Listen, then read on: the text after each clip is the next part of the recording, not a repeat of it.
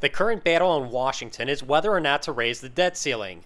If that limit is reached, the government would not be able to borrow any more money. Now, there's no consensus over what that would exactly mean because the debt ceiling is always raised before that happens. And so the debt ceiling has been raised 74 times in the last 50 years. And in 1996, the ceiling was at $5.5 trillion. That's ballooned to over $14 trillion where it sits now.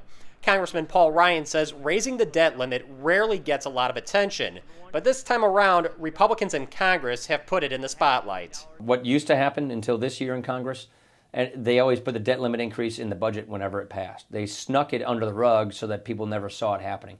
We thought that was wrong. That was called the Gephardt rule. We repealed the Gephardt rule, so Congress has to vote individually, unilaterally, on whether or not raise the debt limit or not. And this brings attention to this issue of debt, which is what we were seeking to do in the first place. The goal is to make sure the country does not find itself in this position yet again in the future. If we just keep rubber stamping these debt limit increases, that proves the point to your question, which is why do we even bother doing this? That's why we want to change it this time. We think this time is different. We think we need to get real spending cuts, real spending controls in place to deal with the future debt. The problem with the debt limit now is it's being hit because of money that's already been spent. That's money that's already out the door. So we understand America needs to pay its bills, but that doesn't mean we go out and get another credit card and max out its credit limit. That means we put the kinds of controls in place to prevent this sort of thing from having to happen again. For the MacIver Institute, I'm Bill Osmolsky.